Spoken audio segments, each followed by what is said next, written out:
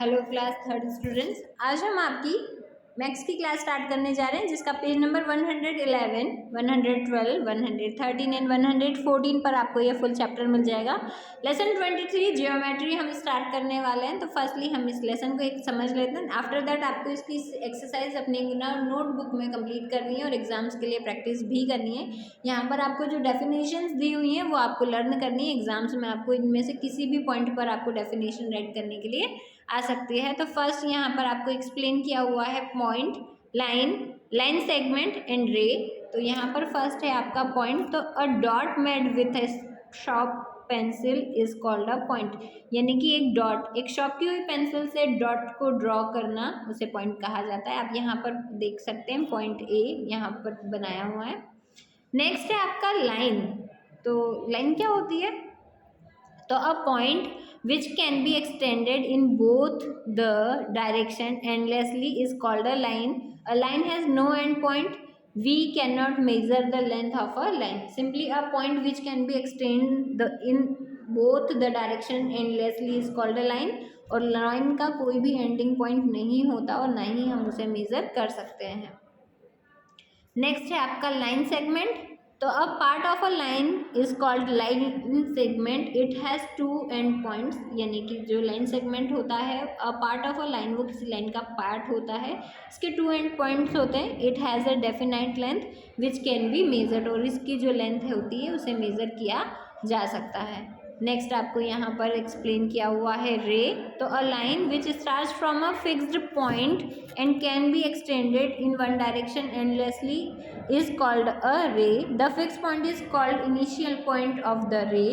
We cannot measure the length of a ray. Line की तरह इसके रे को भी हम मेजर नहीं कर सकते। लाइन और रे में ये डिफरेंस है कि अ line which start from a fixed point, यह एक फिक्स्ड पॉइंट से स्टार्ट होती है और can be extended in one direction, वो एक ही डायरेक्शन में बढ़ती हुई जाती है एंडलेसली। और लाइन जो होती है उसे हम दोनों बोथ डायरेक्शन से हम उसे एक्सटेंड कर सकते हैं। तो यहाँ पर रे जो है वो a line which start from a fixed point and can be extended in one direction endlessly is called a ray. The fixed point is called initial point of the ray. तो यहाँ पर आपकी ये डेफिनेशंस कंप्लीट होती है।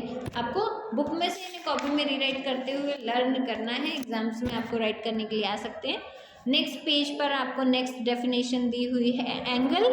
तो a figure which is formed by two ray with same starting point is called an angle. तो यहाँ फर्स्टली तो एक ओपन फिगर है, a figure which is formed by two ray, जिसके अंदर टू रे है और जो इसका स्टार्टिंग पॉइंट है वो सेम है, उसे एंगल कहा जा सकता है। यहाँ आप पिक्चर से इसे समझ सकते हैं। इसका जो ये स्टार्टिंग पॉइंट है वो एक ही है और ये टू रेज हैं, यानी कि इसे वन डायरेक्शन से ही हम बढ़ा सकते हैं। तो यहाँ पर आपके शेप्स की डायरेक्शंस कंप्लीट होती है। नेक्स्ट आपको यहाँ दिया है measurement of a line segment. Line segment का मेजरमेंट कैसे होता है? तो mostly we have seen a 15 centimetre scale. आप सभी के पास 15 सेंटीमीटर का स्केल होगा। One side of a scale is marked is centimetre and another one is inches. आपने देखा होगा उसका जो वन साइड है इसमें सेंटीमीटर के मार्क्ड होते हैं और अनदर साइड पे इंचेस के मार्क होते हैं। तो to measure a line segment को मेजर करने के लिए आपको पी क्यू दिया हुआ है। तो place the edges of centimetre scale along the given line segment P Q, keep zero at mark P. Now see the dot Q, this gives the length of the line segment. Each 1 centimetre is divided into 10 equal divisions called millimetre. और यहाँ पर जो आपका centimetre दिया होता है वो 10 equal divisions में डिवाइड होता है, जिसका जो ईच डिवीज़न होता है उसे मिलीमीटर कहा जाता है। तो यहाँ पर आपको किसी को भी मेज़र करने के लिए आप जो जीरो पॉइंट होता है वहाँ पर आप उसे पॉइंट कर दीजिए और आफ्टर दैट उसके जो आगे आप उसको बढ़ाते जाएंगे उस लेंथ से हम उसे मेज़र कर सकते हैं, जैसे कि यहाँ पर आपको पिक्चर में शो किया गया है। नेक्स्ट आपको यहाँ पर बताया है प्लेन एंड कर्व्ड सरफेस आपके क्या होते हैं। तो the part of solid means thing which occupy space which we see and touch is called the surface. तो major has a plane surface but egg has curved surface. तो firstly यहाँ पर हम देख लेते हैं a part of solid meaning क्या होता है? विच ऑक्यूपाई स्पेस, जो जगह घेरता है, और which we see and touch, जिसे हम देख सकते हैं, छू सकते हैं, इज कॉल्ड द सरफेस, उसे सरफेस कहते हैं। तो mirror has a plane surface, mirror का जो सरफेस होता है वो प्लेन होता है और एक का जो सरफेस होता है आपने देखा होगा वो एक कर्व्ड सरफेस में आता है। नेक्स्ट पेज पर यहाँ पर आपका अगेन ओपन फिगर एक्सप्लेन किया है। तो the figure in which starting point and ending point do not meet are called open figures, यानी कि जिसका स्टार्टिंग पॉइंट एंडिंग पॉइंट को हम एक स्टार्टिंग मतलब मिलता नहीं है उसे ओपन फिगर कहते हैं, जैसे कि आप यहाँ देख पा रहे होंगे। और क्लोज्ड फिगर्स जो होते हैं, the figures in which starting and ending point meet are called closed figure, जिसका स्टार्टिंग और एंडिंग पॉइंट एक जगह आकर मिल जाता है, एक जहाँ मतलब उसका जो स्टार्टिंग पॉइंट होता है वही उसका एंडिंग पॉइंट होता है, उसे क्लोज्ड फिगर्स कहा जाता है। तो यहाँ पर आपकी ये डेफिनेशंस कंप्लीट होती है। नेक्स्ट आपको यहाँ कुछ ज्योमेट्रिकल शेप्स बताए हुए हैं। तो in geometry each shape has identification and name as per their property, let's understand some of them. कहते हैं कि ज्योमेट्री में जो आपके शेप्स होते हैं सबका अपना आइडेंटिफिकेशन होता है, अपना नेम होता है, जिसे हम यहाँ समझ लेते हैं। तो फर्स्ट आपको दिया हुआ है ट्राइंगल। तो इट हैज़ 3 साइड्स, जो आप देख सकते हैं ए बी, बी सी और सी ए। ट्राइंगल के 3 साइड्स होते हैं और उसके 3 एंगल्स होते हैं A B and C. Next आपको यहाँ पर दिया हुआ है स्क्वायर। तो अ स्क्वायर यहाँ पर इट हैज़ 4 साइड, इसके 4 साइड्स होते हैं A B C, C D और D A, and all sides are equal. It has 4 angles, all angles are equal. और इसके 4 साइड्स होते हैं जो कि एक दूसरे से इक्वल होते हैं, और उसके 4 एंगल्स होते हैं जो भी इक्वली होते हैं। नेक्स्ट आपको दिया हुआ है सर्कल। तो circle it has no edges, no angle, no corner, only one plane surface. इसमें कोई एजेस, कोई एंगल्स, कोई कॉर्नर्स नहीं होते, केवल इसका एक प्लेन सरफेस होता है।